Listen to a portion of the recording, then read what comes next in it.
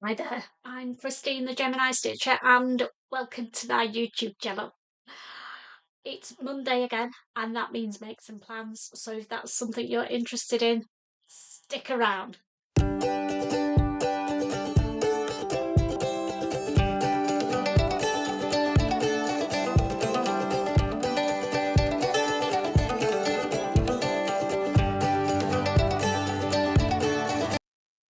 So, how have I been this week? It's been a bit of a strange week, to be fair, in which there's only a smidge of sewing actually happened. Now, I'm not into sharing all my woes and troubles on my sewing channel because I think this is a place for us to be happy, uplifted and excited about our sewing together. However, I do need to explain why I've only made one garment this week and that's still not finished because it's no buttons on it. There's been a couple of things that have made my week a little bit weird this week and a little bit sad, really, to be honest. My lovely mother-in-law, Muriel, passed away in the last couple of weeks and it was her funeral on Tuesday. So the week has been a little bit weird, to say the least. She was old, she was 88 and she had Alzheimer's and had suffered with it for a long time. So it was a blessed relief, but still upsetting all the same. So that was one reason why I didn't have much of a Sewjo last week. And then on Thursday, we had all the bad snow. And I was planning on going down to Anglesey because I had the first visitors of the year in who booked on the last minute going in on Saturday. But we had quite a lot of snow, not here, but there were forecast a lot of snow on my journey down the A55 to Anglesey through Wales. So I made the decision not to go on Thursday, hence the jacket.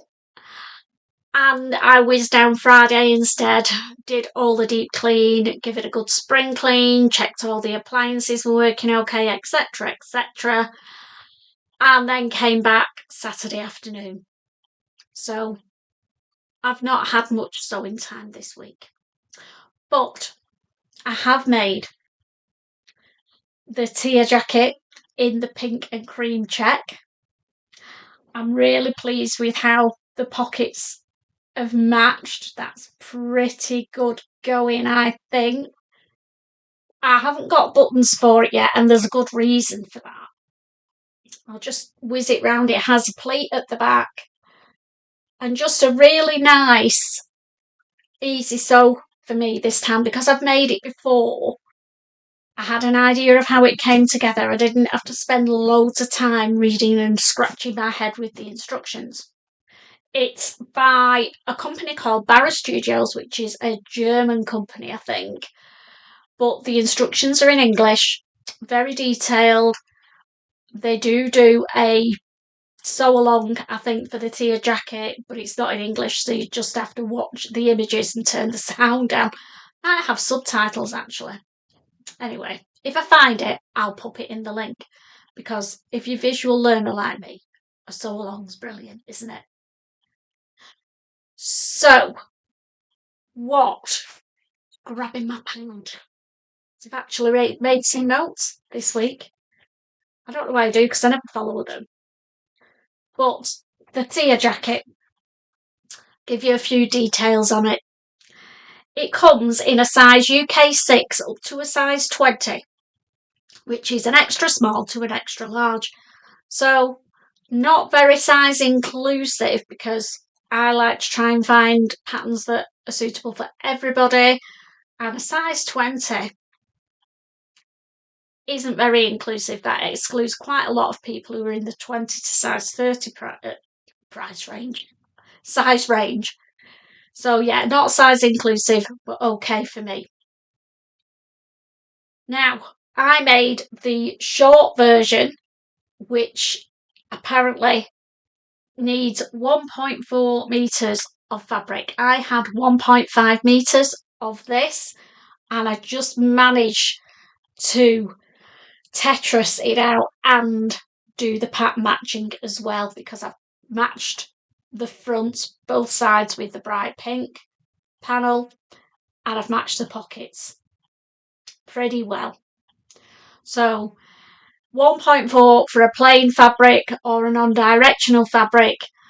Maybe I could have done with about 1.7, maybe even 1.8, but I managed it just, and I'm only a small size. And then they also do, I'll pop an image of it up here, because you can do this jacket as a long line jacket, which I've not done yet, and I keep saying I'm going to do it. Might try it for the autumn time. Might be nice in a boucle. Not even had summer yet. Wind your neck in, Christine. So if you want to do the long line version, you need 1.95 to 2.35 metres. So a couple of metres of fabric, a lot for me, and a long line boucle style jacket cardigan for the winter and autumn. So, because this one in the pink is going to be great for the spring. Well, I think so. Anyway. And that is all that I've made. Sorry, but it was one of those weeks, and it had to come, didn't it, at some point. And I think sometimes you just need to give yourself a little bit of self-care and think, is sewing really helping me? And if at the moment, and if it's not, then don't do it, which is why I didn't. So, back on it now. What plans have I got for next week? Let me just grab my bits and bobs. I will remember, if you watched last week, that I wanted to make, or thought I wanted to make, the Whistler jumper in this cotton knit fabric from Minerva. And I wasn't really loving the idea. So I've had a bit of a head scratch. And now I've sorted all my patterns out. It's great because I can just pull a drawer out and have a look and have a rummage round in that drawer and have a think. And in my tops and cardigans drawer, I had the Carry cardigan. I've had it for yonks and liked it but never used it.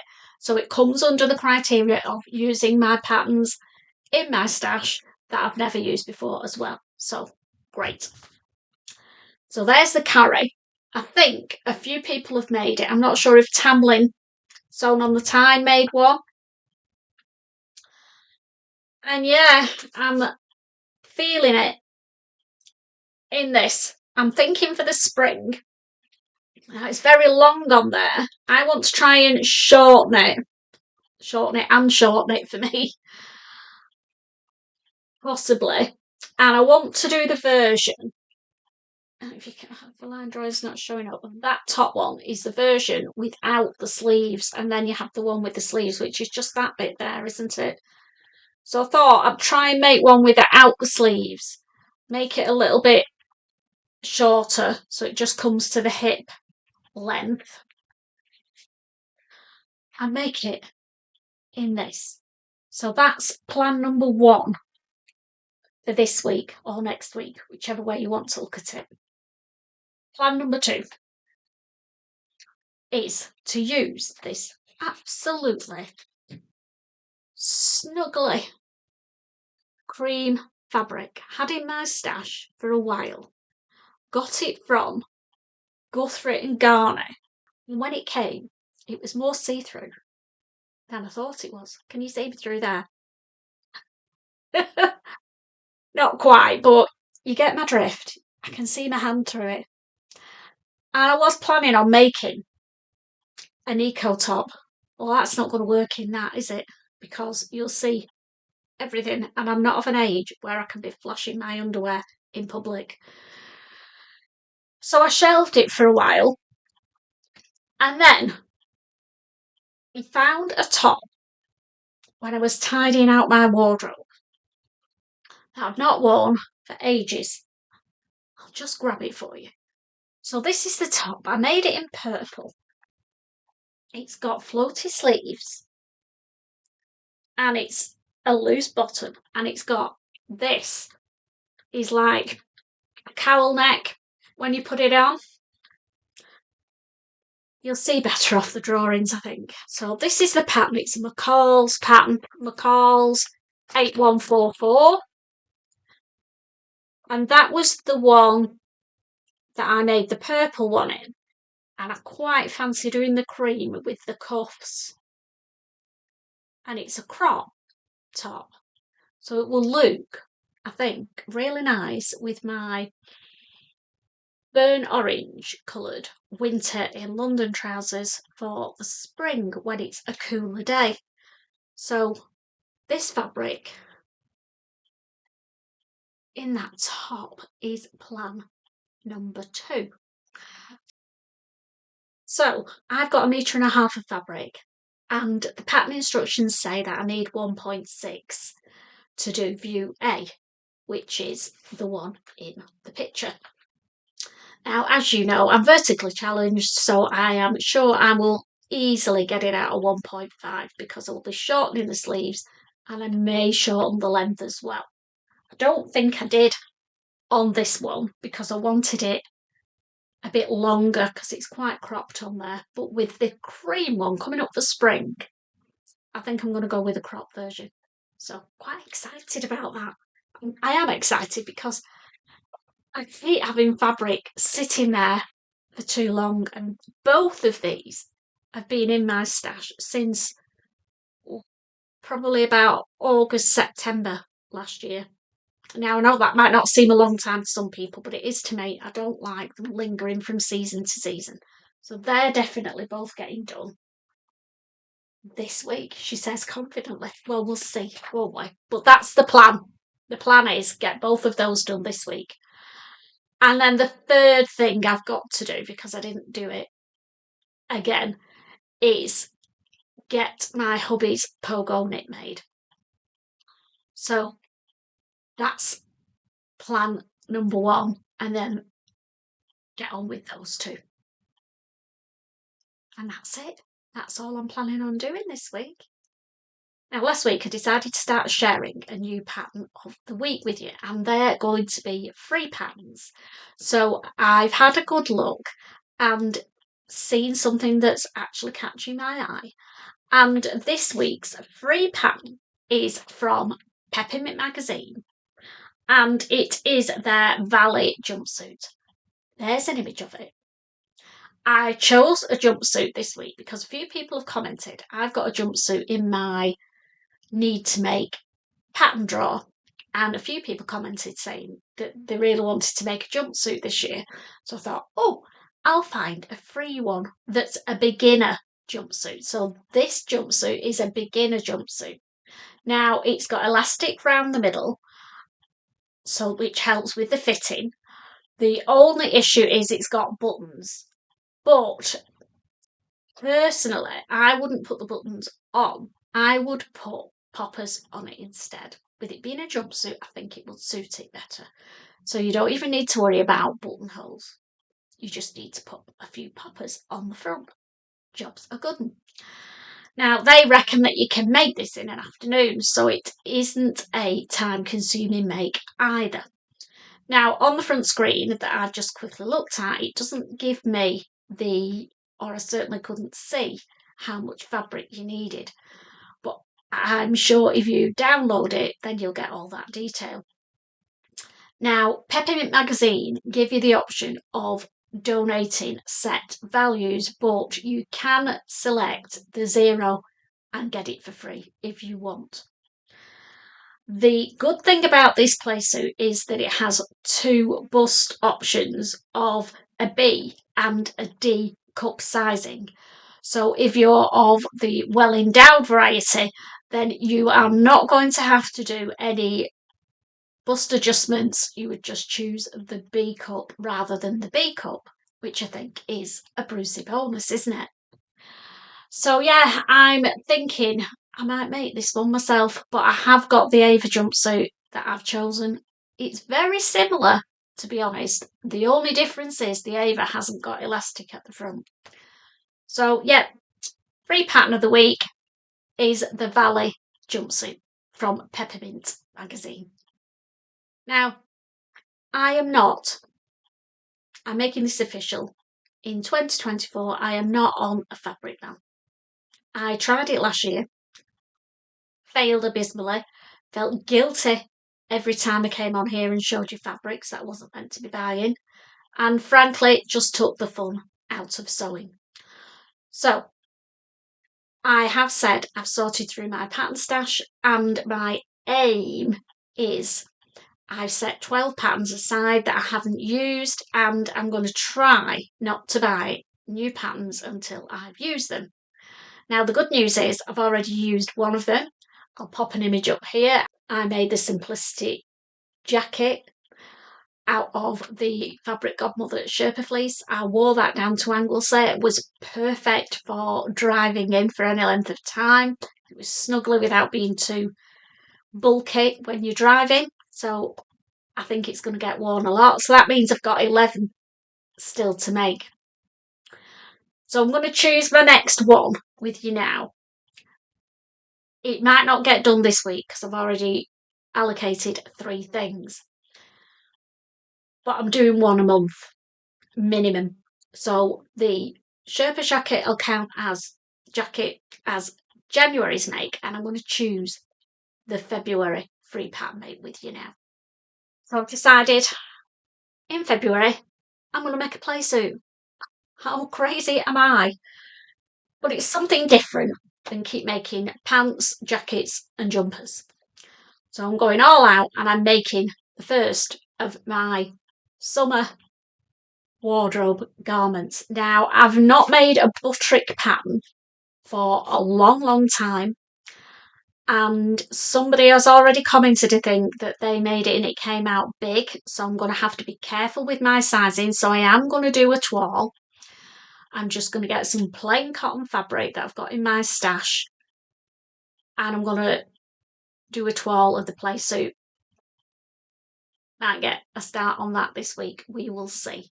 So when I've made the toile, I'll let you know how I've got on with it. So, what do we know about the Butterick? It's the 6760. That'd help, wouldn't it? And when I did my review and talked about the patterns I wanted to do, I was trying to incorporate more Big 4 patterns, and I said that they weren't size inclusive, and a lady commented, quite rightly so, and explained to me that the Big 4 patterns come in 2 different size bands. And I remember now, I had forgotten, so sorry if I misled anybody. Now, it must be that they're done on 2 different pattern blocks depending on your overall size, which does make sense. However, the only issue for me, from a value for money point of view, is that this one goes from a size 6 up to a size 14, which is okay for me. But if I was buying this pattern to make for me and a couple of my mates, and they were bigger than me, I'm going to have to buy 2 patterns, aren't I? Which then doesn't make them cheaper than the indie patterns, if you're catching my drift. Because part of the argument with buying these is that they don't cost anywhere near as much, potentially, as the indie patterns. So yeah, and then the other thing, if you're like undecided, am I a 14 or a 16? Again, you just have to buy both patterns, wouldn't you? But anyhow, that doesn't affect me, so we won't bang the drum on that one. I'm going to make the Butterick. If this comes up big, I would normally say I was a size 12, so I'm going to go down to a 10 and do a 12. Unless there's any more details inside. If anybody's made this, let me know. Does it come up big? Are there some hidden instructions inside that I've not seen yet? I need your help, girls, because I really like that play suit. I think it looks really stylish. So before I go, I just want to remind you about the Pogonip Party. People have started posting their Pogonip whips using hashtag Pogonip Party whip over on Instagram. And I'm loving seeing all the different fabrics and ideas. So if you want to take part, get yourself the Pogonip pattern from Friday Pattern Company and make yourself a Pogonip. We're posting our finished garments on the 29th of February because it's leap year. And there's loads of prizes. There's an image of some of the prizes. And I just wanted to remind you in case you've been living in a dark room and you don't know about the Pogonip Party. Somebody reached out to me and said that they were getting a little bit confused with the notch markings on the welt pocket. So I just thought I'd share it with you on here in case anybody else has had the same head scratching moment. And the question that I was asked was, why do the notch markings on the welt pattern piece, which is this one, and there's the notches, why don't they match with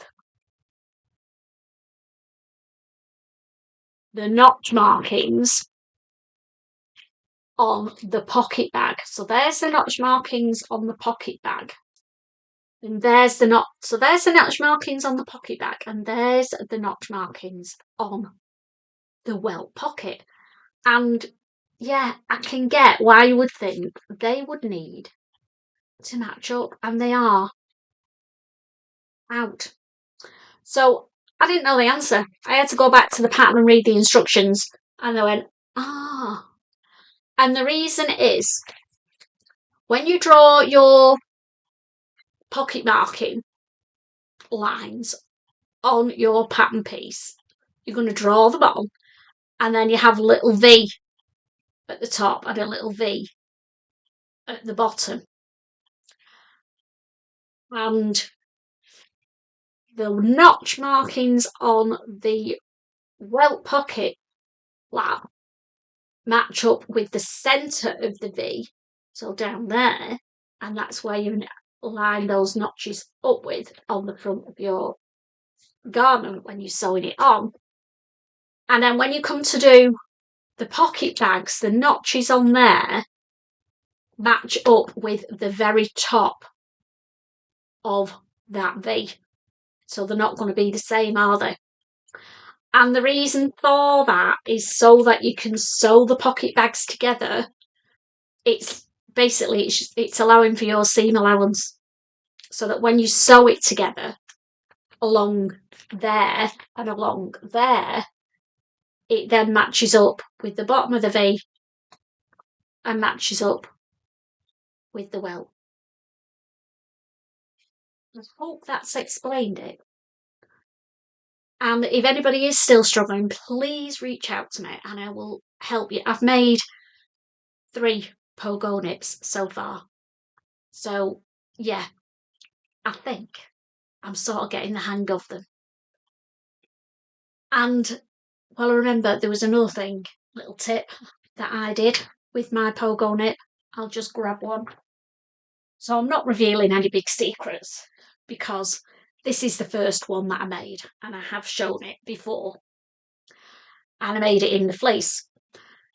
Now, I was listening to, I think it was Cara, So Mad, who said she was struggling with the fabric that she was using and getting the plackets to sew down, because what you do is